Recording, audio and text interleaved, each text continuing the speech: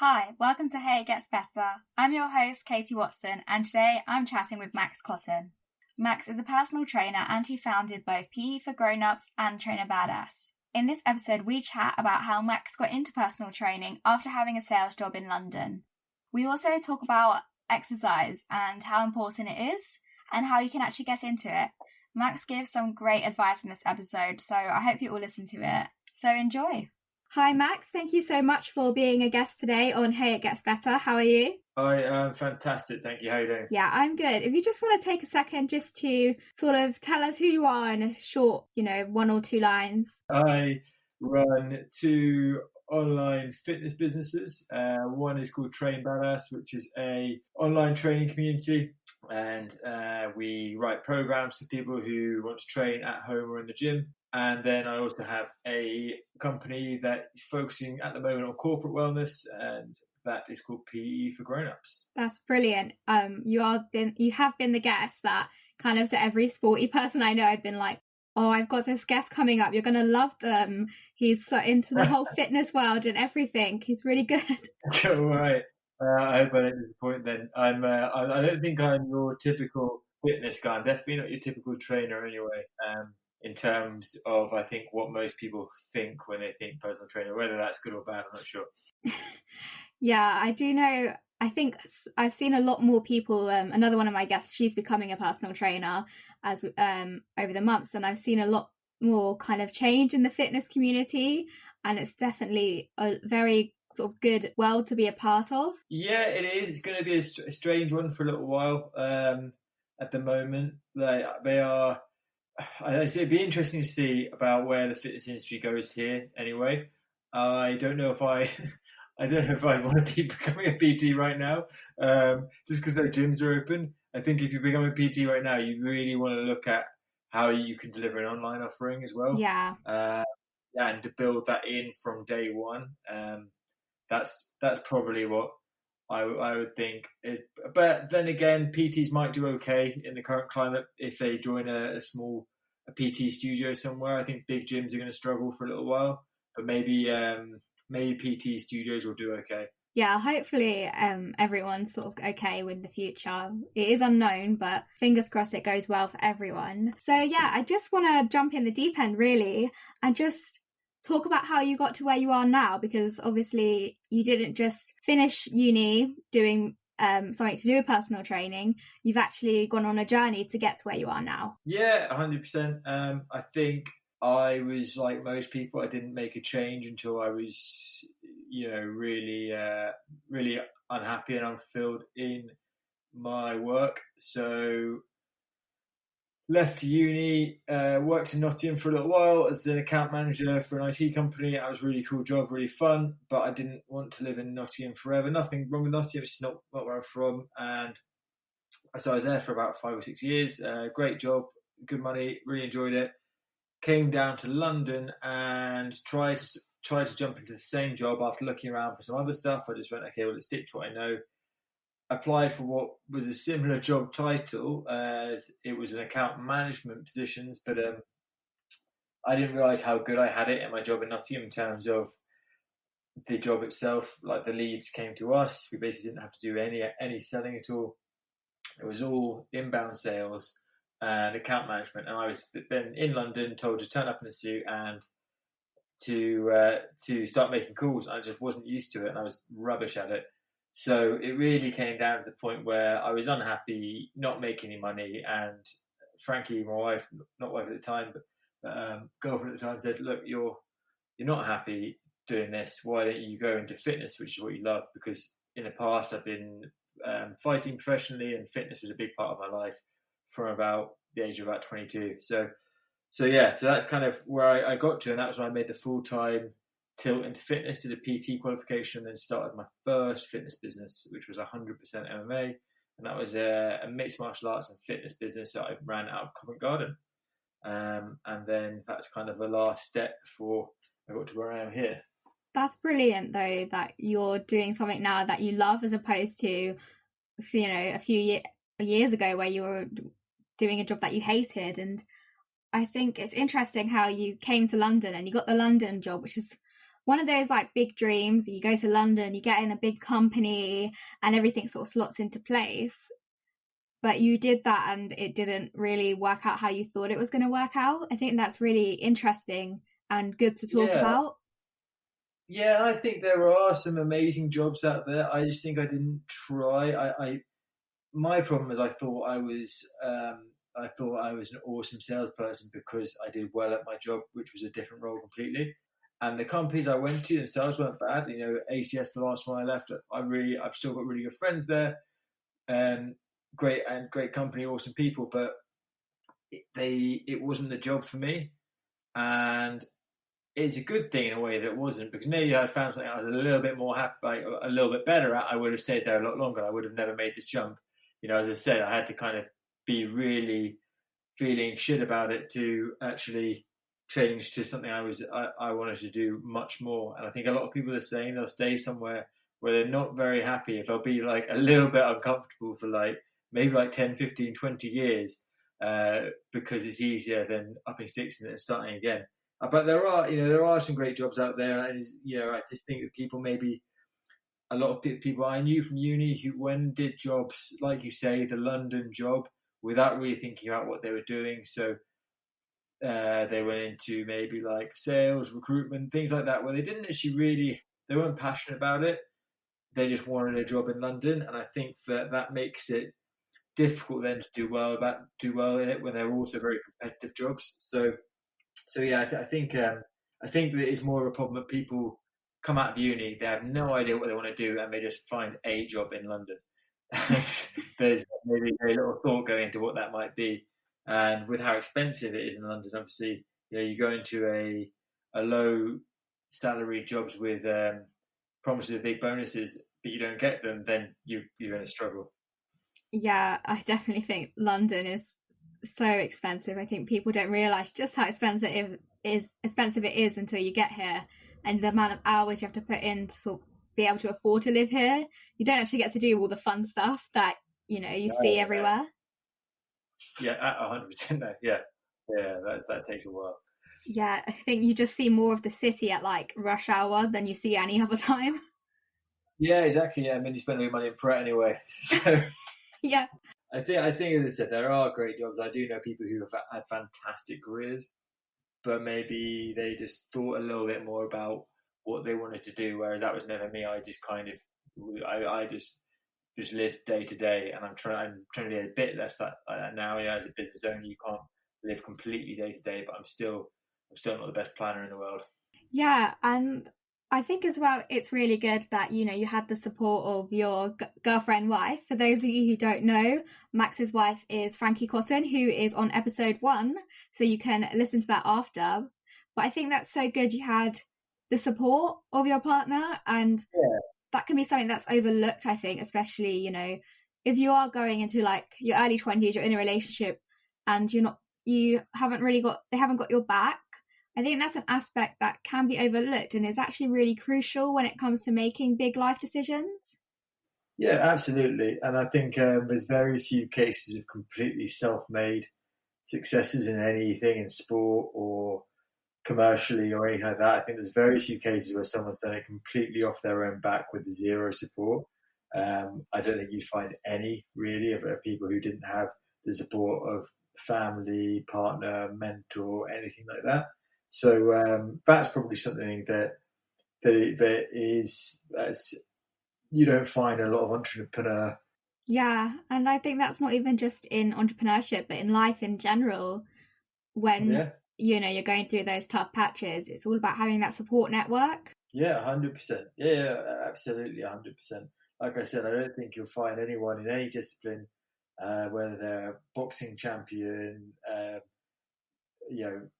founder of Amazon, or someone who's just doing really well in any career or any part of their life who didn't have other people around them to help. Definitely. I'd just like to explore. So, with my other guests, we've been exploring kind of how they've got through the hard times and what sort of strategies did you use to get through your hard times when perhaps you didn't find job satisfaction in what you were doing. Or maybe I know your first MA business, when I spoke to you last, you thought it was going to be the one, but it wasn't. So, what type of techniques did you use to get through those rough patches? So the first one, the first rough patch, just walked away from then walked away from the career that wasn't really a career for me, and that was a good decision. I felt amazing. Like just the minute I said I'm leaving, I felt amazing because I just felt like there was so much opportunity. Then the next I don't really do it bad. The next tough situation I was in was with 100% MMA, where it took me far too long to walk away from it. I should have realised probably after 6 months that the business model was all wrong and either pivoted then or folded it down completely. But I ran it for, I think, close to another year and a half, 2 years of something that, especially those last 6 months, I was just doing it because I felt really obligated to the people who were coming. So I was making no money. I was running at one point 10 classes a week, making no money, sometimes actually having to borrow from my personal training business to pay the bills. And I did that for probably the last 6 months in the end, like going on personal training in other gyms and then money into a business that wasn't making money, and I knew deep down wasn't actually going to be successful. So I was, so that was tough. But again, walking away, so there's a thing here. Walking away if it's not working was I felt a million times better. I didn't feel bad about all the money that I dropped into it. So I think there's kind of 2 points really. The first point is actually, walking away isn't failure, because my goal wasn't to be wasn't to just run a successful MMA business. That wasn't my goal. My goal has been always to run a successful business that makes money and that I enjoy, and that helps other people. But that's what I want to do. That's the goal. And I don't really mind which company it is that does that. So that's the thing.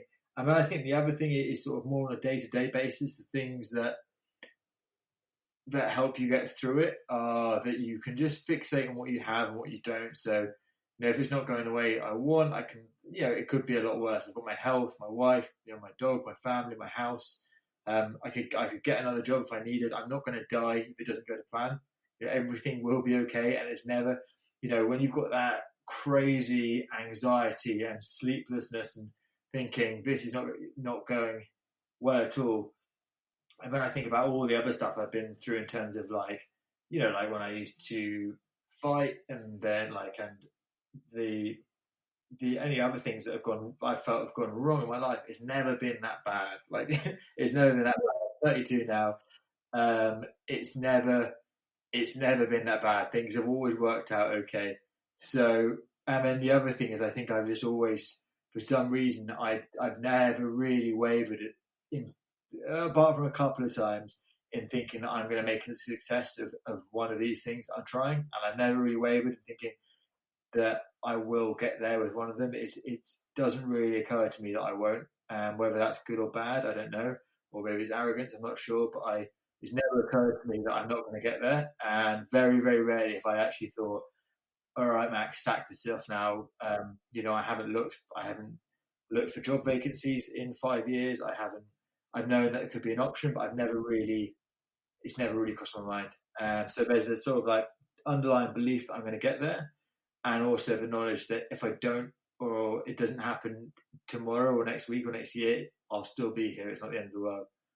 That's really good, seeing the sort of bigger picture and, reflecting on all the kind of things that, you may have thought in the past when you were actually in the moment were like the be all and end all, and then thinking, actually, they weren't. I mean, I'm only 21, but I still have times where I thought, oh, that was the end of my world.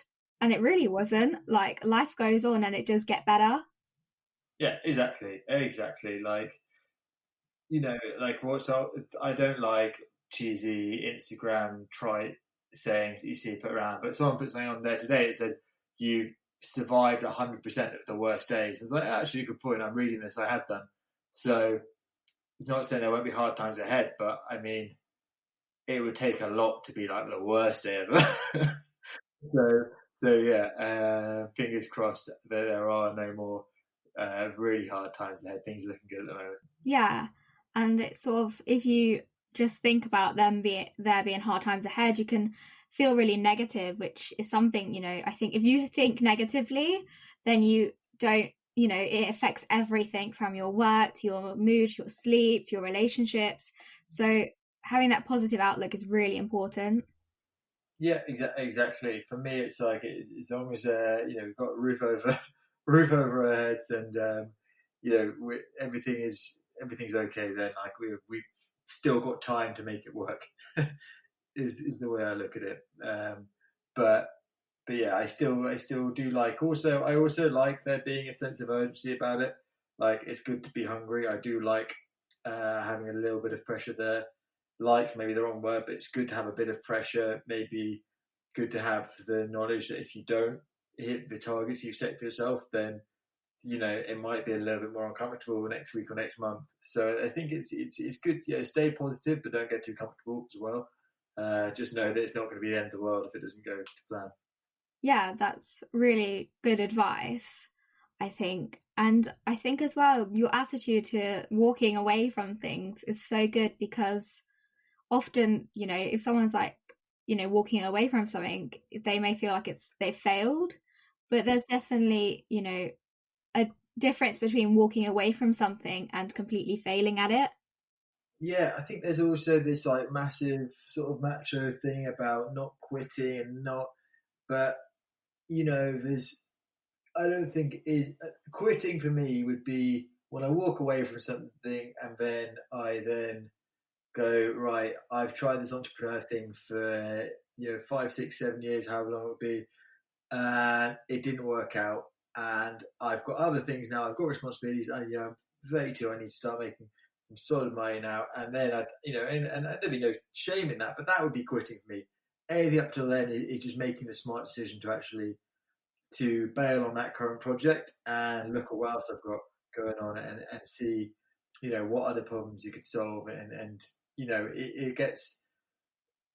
I think once you get the fundamentals in place around setting up businesses, you can actually turn something around so that you're making a bit of money again fairly quickly.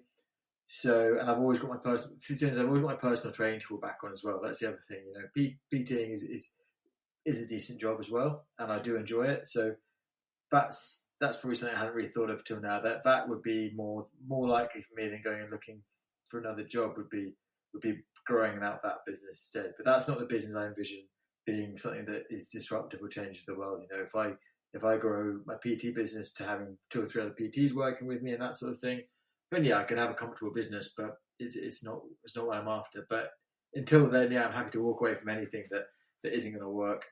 Yeah, that's really interesting. And I'd love to talk about, your personal training and fitness as well. You know a lot more about fitness than I do. Getting fit is something that, well, I used to think was like this idea, if you get fit, you'll, feel a lot happier. I used to think that was just like rubbish, and I was probably not as motivated to get off the couch and work out than I should have been. But now I've realized it's so true. You can feel so much better after doing a workout. Is there any advice you'd give to someone who's kind of thinking, oh, I want to start exercising, but I don't know how? Yes, yeah, 100%. So, do you know what the best form of exercise is? No. Yeah, okay, good. There's no right answer to that. The best form of exercise, right, is whatever you enjoy, right? That is the best form of exercise, and people get this wrong. People are obsessed with what's the most efficient way of working out, what's the most effective way, how many calories can I burn doing this? It's got to be HIIT. No, it's got to be lifting weights. No, it's got to be running. And people never stop to think for a second of what they enjoy. Now, you can basically whatever you like, wherever that, and you will know this because you've just come from university where there's a society of everything, right? There's a Quidditch society, there's a lightsaber fighting society, right? There's a hiking society, there's a running society, there's football, there's all the conventional sports, but there's every conceivable thing, boxing, Thai boxing, whatever. You don't have to compete. You don't even have to ever get hit in the face. You can just hit pads. The point is, whatever it is, it will be something you enjoy, and if you enjoy it, you'll stick at it. So people are asking the wrong questions. They want to know what the best form of workout is. Find what you enjoy. This is what when I used to have run a podcast with a friend. It might come back again.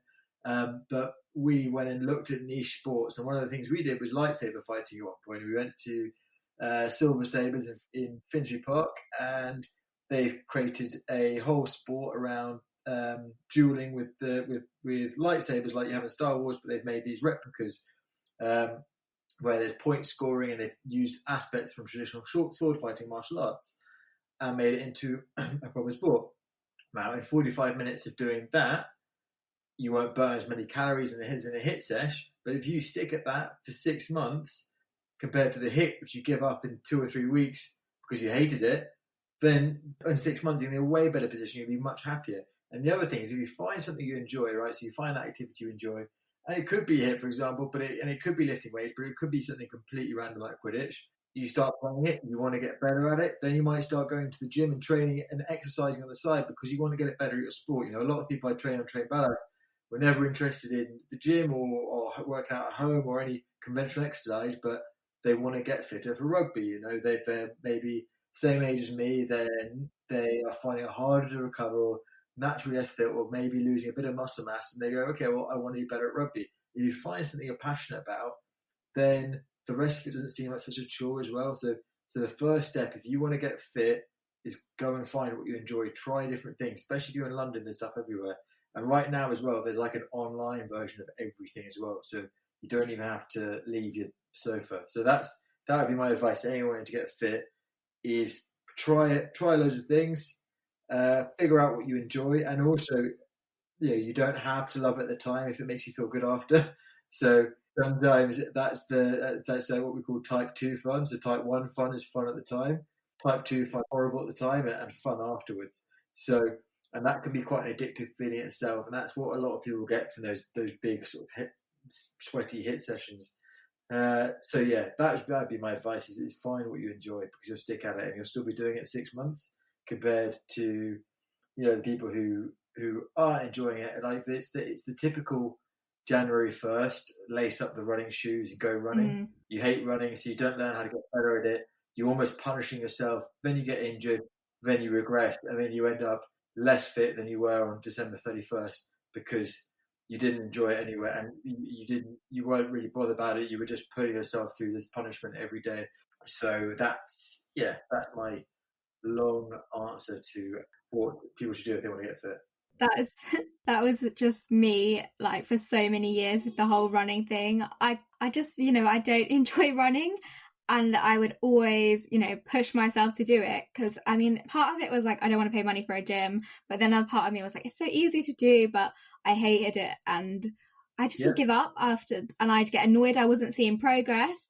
And then I joined a gym, and when I joined the gym at uni, it just changed my whole outlook on exercise.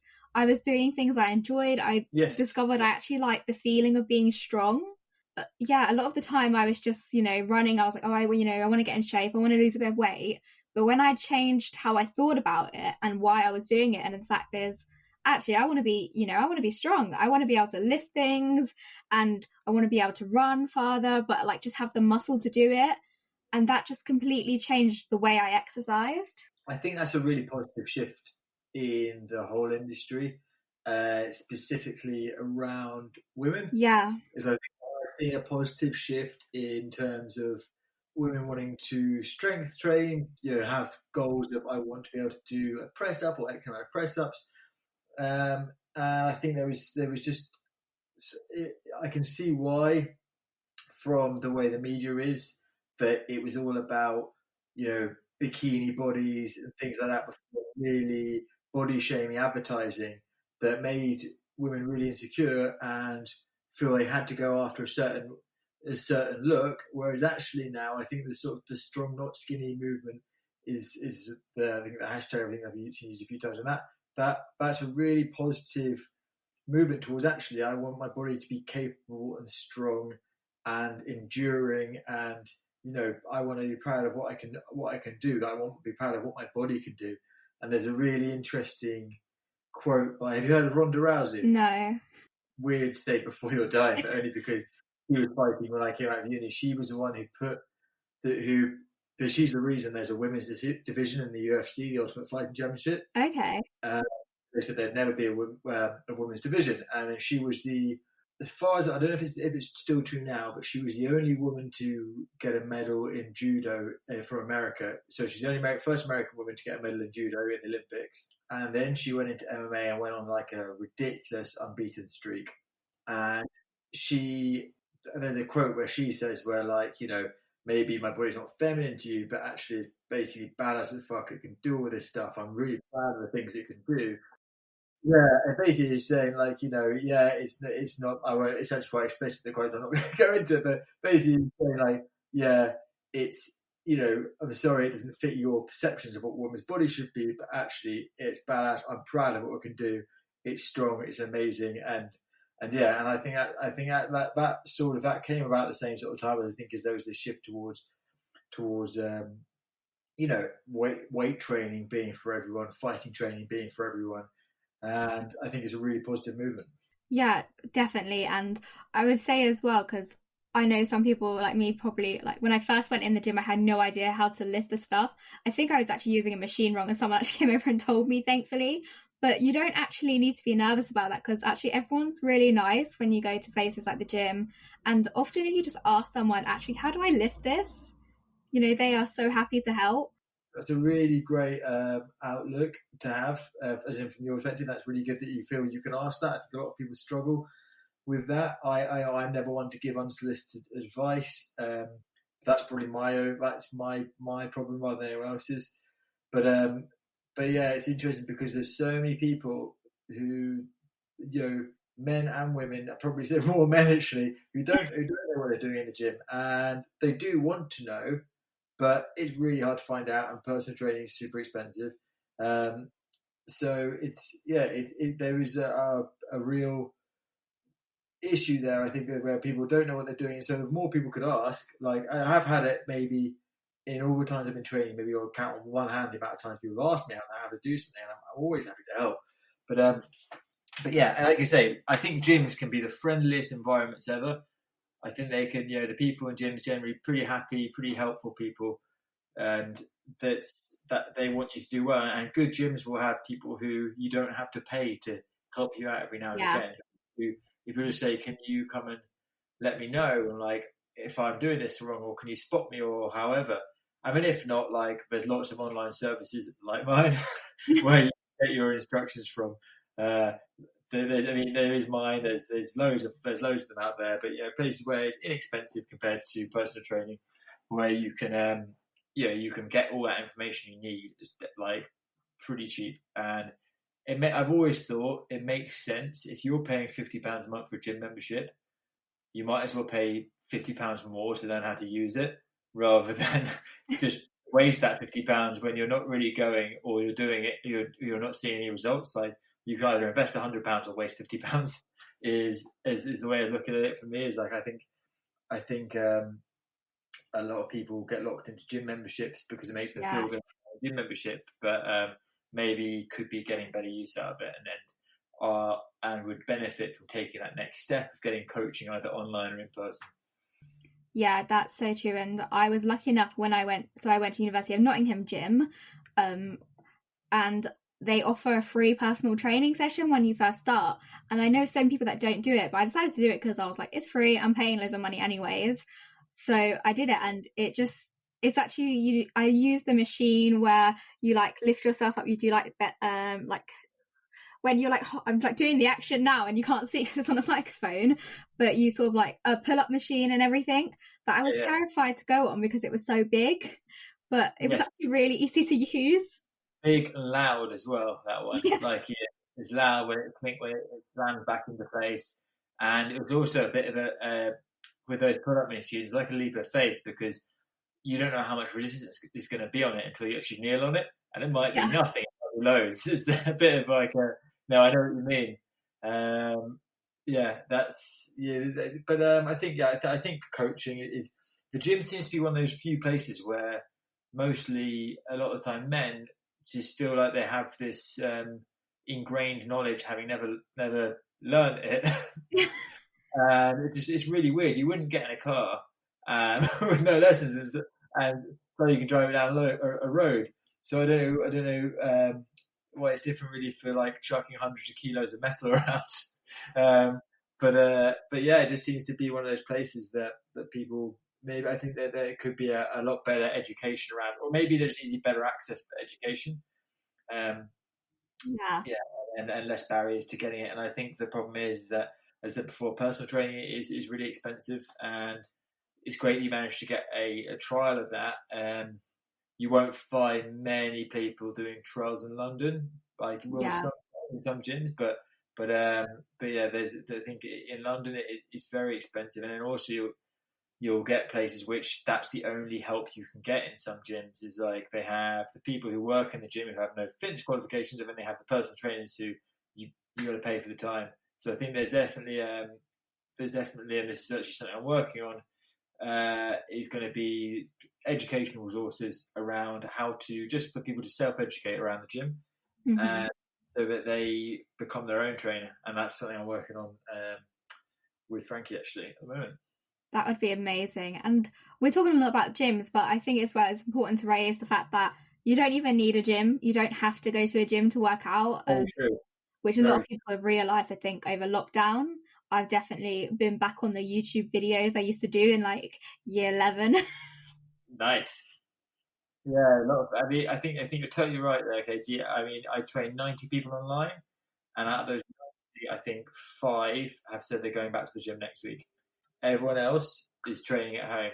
Yeah, so that kind of shows you that the shift.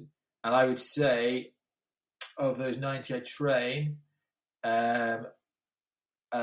more than 50% of them have got the best results they've ever got because they've managed to train and exercise more at home because it's convenient. So, and some people weren't exercising at all before, well, or at least not in the conventional press ups, sit ups, burpees sense. They were there. So I think it's really, really, yeah, I think it's gonna be really interesting to see how that. I've been thinking about it a lot today. It's about where that shift is going to go and trying to get ahead of that. But at the moment, I think, like you said, you definitely don't need a gym. Either way, though, if you're doing it from home, you still need the instruction. And I think, funny enough, people are more likely to seek out instruction at home, where it's on a computer, than in a gym where you might have to ask someone. So that's probably another good reason why this home workout thing is really taken off. Yeah, and I think the convenience thing is so true. I mean, I would make myself go to the uni gym after a lecture, and I would make myself put on the clothes. But if I had had to travel, like as I do live in London now, I'd have to probably get the bus to the nearest gym. You know, yeah. I'm already thinking about all the times I'm going to probably bail, sleep in too long. But convenience is such a big, thing, and you really do kind of underestimate it. If you can just get up and work out at home, that's actually brilliant. It is, but I would say 90% of people. I mean, you've got the other 10% who just don't find their home to be an environment that can get them in the right mindset. And that's, I'd say, maybe less than 10% of the people I've dealt with. But those are the people who have worked out at home because there's been no other alternative, but been chomping at the bit to get back in. And, I'd said there's about 5 people out of the 90 I train, maybe 6 or 5.5, who are going back to the gym. I say 5.5 because 5, I think, go back to the gym full time, and 1 is going to do half of their time in the gym and half the time out. So yeah, I think some people just haven't been able to. Maybe they've got kids at home, or they don't feel they've got the space, or their place is too hot, and that's been the struggle for them, and they've been struggling to maintain. But I think the important thing is to recognise that everyone is different, and actually this has allowed a huge amount of people to find out that there's nothing wrong with them for not wanting to go to the gym, and there is another alternative for them. Yeah, it's so important to recognise that everyone is different, and even in the types of exercise they like to do, or where they like to exercise, everyone's different, and you can only really learn by trying new things. I mean, the one thing I've learned definitely over lockdown is that for some reason my dog just loves to come in the room and sit on my exercise mat while I try exercise, which is the most annoying thing ever. I ran a class at lunch, and I was taking videos of one of my mates. Nick was in the class, and his dog Olive was just terrorizing him. And it was the funniest thing, just he was trying to do these. It was a class where you've got to hit certain numbers in the times, and he's trying to do sit-ups, and this dog's just jumping on him every time he does a sit-up. He's trying to do burpees, and the dog's jumping up at him. I cut a few videos and sent them to him. Eventually, he left the class because he was being harassed so much by Olive the Frenchie. So yeah, dogs don't really get it. Yeah, I think dogs think it's playtime. Yeah, they're like, also, and Kai's the same as like your dog. My dog Kai, he sees the mat and he's like, "Oh, thanks for putting a bed out for me. Like, I've got like 3 other beds, but I could always use a 4th." And so yeah, and he'll just go and lie on that, and then like look at me so hurt as I kind of shoo him off it.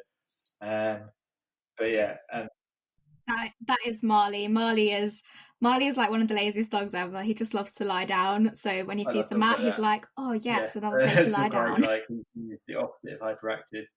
Absolutely opposite. But yeah, they are awesome. Lockdown dogs made lockdown definitely better. Yeah, it can be quite difficult to kind of, when you are in like that vegetative state. I know a lot of people have been there. I've been there where I just like don't want to get up and do anything. Do you have any advice for that kind of thing? I mean, this is difficult really because exercising will make you feel better, but yeah, it's difficult to exercise if you're not already in the habit of exercising. You know what I mean? It's like a chicken and egg situation. It's like the difference between 0 and 1 is way bigger than the difference between 1 and 5 in terms of working out, right? So the difference in working out not like once a week and not working out at all a week, I think is bigger than the difference in working out 1 time a week and 5 times a week, because there's that big jump to getting started. And so, my advice is that like exercise will make everything in your life better, unless you do really silly ones like me, like the silly long sessions. But things like there is a point of diminishing returns with fitness where you should like stop past a certain number of hours. But I think exercise makes everything better. So what I would say is apply the 10-minute rule. So you found something that you like. Say it's you are going to do your boxing HIIT workout or a Train Badass workout written by yours truly, and then you go, right, I am going to apply the 10-minute rule. I'm going to join that Zoom class, but I'm going to keep my camera off. And you say, after 10 minutes, after the warm-up or we've just started, if I still don't want to do it, then that's a sign that I really don't want to do it. So I'm not feeling great or I'm not 100% and I'm going to stop. But 9 times out of 10, or probably 99 times out of 100, you'll keep going. So try and apply that 10-minute rule of, put the time in, right, I'm going to do it at 10 o'clock, and apply the 10-minute rule. Try not to let anything else get in the way. And I think that's the way to kind of go about getting moving, whether it's walking or exercising in any way. Just to put that in place. I'm going to do it at that time. I'm going to do it for 10 minutes. And if I still don't want to do it after 10 minutes, I'll stop. I've never thought of that, and it's so clever. I always do. Oh, so it's not right. I can't take credit for it.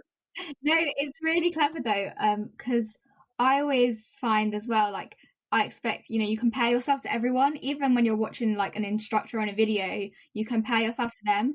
The amount of times I've paused videos has been like, because I've been doing this one, Sydney Cummings, she does like a daily video every day. I used to pause them probably about 10 times because I was out of breath, and now I pause it like 3 times in the half an hour. So yeah, and that's what you can do as well. Like, but there's the thing, and that's the beauty of this on-demand fitness. Like, try pausing a personal trainer. It's difficult. I think it's the beauty of this on-demand fitness is you can pause it as much as you like to start with, and then when you find you're pausing it less and less, and eventually you won't pause it at all, and that'll be an awesome feeling. Yeah, that feeling of actually making progress is just the best feeling ever. Like when you lift something a bit heavier or you get through a little bit longer, it does make exercise, does make it better. It does, and I think it's important to have ways of benchmarking that, whether that's like when I was fighting, we'd have something called a fight camp. So you would train for 8, 10 or 12 weeks in the lead up to a fight, and that would be getting increasingly more and more serious. Now, usually you come into fight camp in your worst state, like you come in, you've just been drinking and eating shit, and especially you knew it was coming up, so you weren't really training very hard. And then suddenly it's like, all right, that whole routine just does a 180, and now you are living clean, train twice a day. Day 1, you're still really unfit. Day 30, you're running rings around everyone else, and you've got that benchmark. Okay, I'm feeling way better. I'm way fitter. So I think now, like whether it's running a 5K or something like that, or just doing the same sorts of workouts, and maybe it was like you did a class in week 1 and you really struggle with the burpees, and you do it in week 8 and you smash through them. I think it's important to have that benchmark and realize that you are doing really well. And I think a lot of people almost don't feel like they're getting fitter because you see it's hard to feel that if you're always struggling, it's just because you're always pushing hard. You sometimes need to take a step back and realize actually how far you've come in terms of your fitness. Yeah, that's definitely like a good way to look at it. And then just in case anyone listening here wants to find you online and get some like personal training, where can they find you? So if you were so you want an online training with me for Train Badass, it's trainbadass.co. Just .co, not .com, not .co.uk, trainbadass.co, or you can just Google Train Badass. It's just 1 or 2 words. It seems to be dominating the whole of the first page of the Google there, which is good. Otherwise, on social media, at Train Badass on Facebook, Twitter, and Instagram, or at Max Cotton PT on. But that's me. And find me there. Like I'd definitely recommend looking at the online training if you have specific goals in mind around your fitness. Then have a look at there. Drop me an email, max@trainbadass.co, and then see if I'd love to help people out. Yeah, brilliant. I'll put all of those details in the show notes below. So if anyone wants to get in touch with Max, then go ahead. Just before we finish then, I'd just like to give you a chance to give any advice to someone who, they're going through that rough patch. They're in that, rubbish job, or nothing is going their way. They've had to, maneuver so many things in their lives. What would you say to someone who, is just starting out, but it's not going well for them? Cool. 2 things really, and I think we've definitely talked about them a bit here. So the first one would be exercise is awesome, and it will help you clear your mind and problem solve. If you go and do something, so it's especially if it's something that is mind intent, like thinking intent as well. So it could be boxing or something along those lines, hitting pads. Could be just something that takes your mind off as well. Just sometimes. So if you've got a huge problem and you can't take your mind off it, go and do some sort of workout that might be absolutely hideous, or like thousands of burpees and press ups and things like that, or something where it's like you're actually having to really think about what you're doing, and then suddenly that problem it just gives you that hour or so of not thinking about that problem, and everything is great. It's just you training, it's just you and the exercise, and that nothing else matters for a bit, and you come out of it, and then I think you can attack your problem more critically, because you're not in it as deep as you were. You're feeling great when it's done. You smash huge endorphin high, and you start to think critically about your problem. So I think that exercise provides clarity. So that would be my number one. It helps clear your mind, and it helps you think a lot better, and it helps clear that sort of lethargy that you might have around thinking. And then number 2, it's something I've talked about a few times, is be prepared to walk away from whatever it is.